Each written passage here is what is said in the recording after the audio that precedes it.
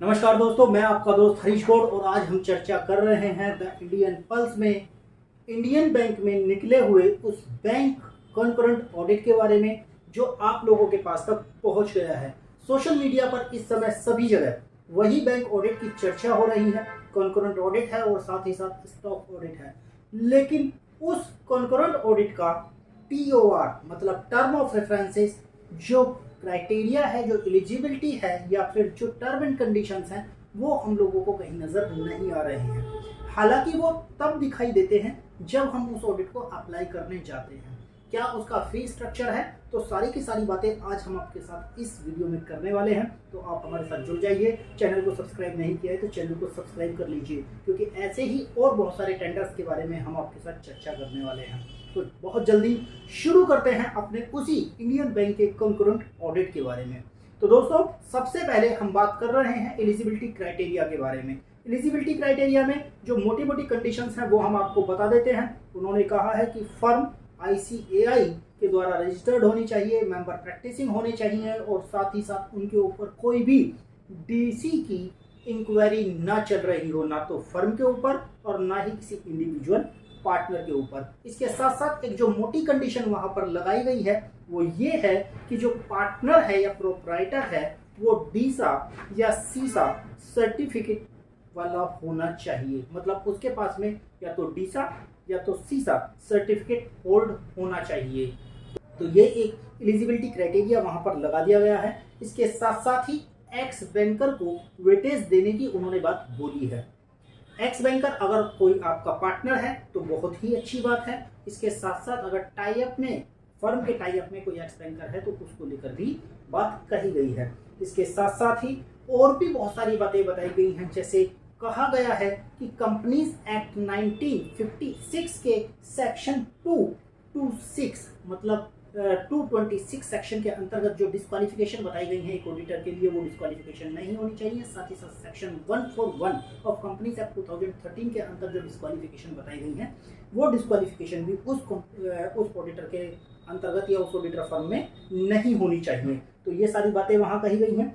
इसके साथ साथ ही बहुत सारी टर्म एंड कंडीशंस, बहुत सारी एलिजिबिलिटी क्राइटेरिया वहां लगाए गए हैं। उम्मीद है जब आप इस कॉन्करेंट ऑडिट के असाइनमेंट को अप्लाई करने जाएंगे तो वहां आप इन्हें ध्यान से और केयरफुली पढ़ लेंगे। इसके साथ साथ ही बात कर लेते हैं इसके फी स्ट्रक्चर के बारे में। क्या फीस का स्ट्रक्चर उन्होंने लगाया है तो उसके बारे में चर्चा कर लेते हैं। एडवांसेस के बेसिस पर उन्होंने कहा है कि 50 करोड़ या उस तक के जो भी एडवांस हैं उनके लिए जो फीस है कॉन्करेंट ऑडिट की पर मंथ वो 15,000 रखी गई है। इसके साथ ही 50 करोड़ से एबव वाली ब्रांचेस और 125 करोड़ तक एडवांसेस वाली ब्रांचेस के लिए इन्होंने जो फी क्राइटेरिया लगाया है वो 17,500 मतलब 17,500 रुपीज पर मंथ का इन्होंने फी बताई है। इसके साथ साथ ही 125 करोड़ से लेकर 250 करोड़ तक की ब्रांचेस के लिए 20,000 का इन्होंने बताया है और उसके साथ साथ फिर आगे 25, 30 और बढ़ाते हुए ये 3,000 करोड़ तक की ब्रांचेस को लेकर गए हैं और वहां पर इन्होंने 40,000 फीस कोट की है बताया है। इसके साथ साथ ही बहुत सारी अकाउंटेबिलिटी वहां पर है उस TOR में, तो आप उन सभी को पढ़ लेंगे। ये एक अच्छा ऑडिट असाइनमेंट है जो प्रैक्टिसिंग चार्टर्ड अकाउंटेंट्स को अप्लाई करना जरूरी है।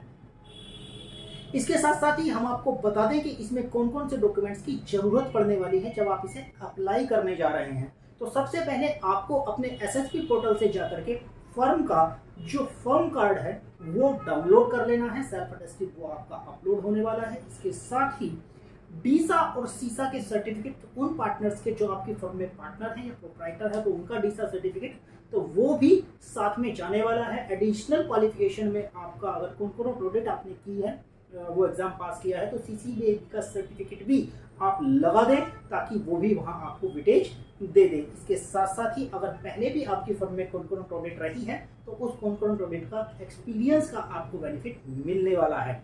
और इसके साथ साथ एक्स बैंकर अगर कोई पार्टनर आपकी फर्म में है या फिर आपने टाई अप में कोई एक्स बैंकर है तो उसका बेनिफिट भी, उसका वेटेज भी आपको वहां पर मिलने वाला है। तो ये सारी वो चीजें हैं जिनको ध्यान में रख करके आप ये इंडियन बैंक का कॉन्करेंट ऑडिट और स्टॉक ऑडिट अप्लाई कर सकते हैं और उस असाइनमेंट को पा सकते हैं। उम्मीद है आपको हमारे द्वारा दी गई ये जानकारी पसंद आएगी।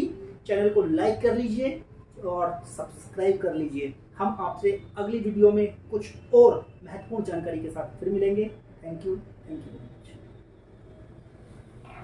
ठीक है जी, अब की बार तो छोटी है।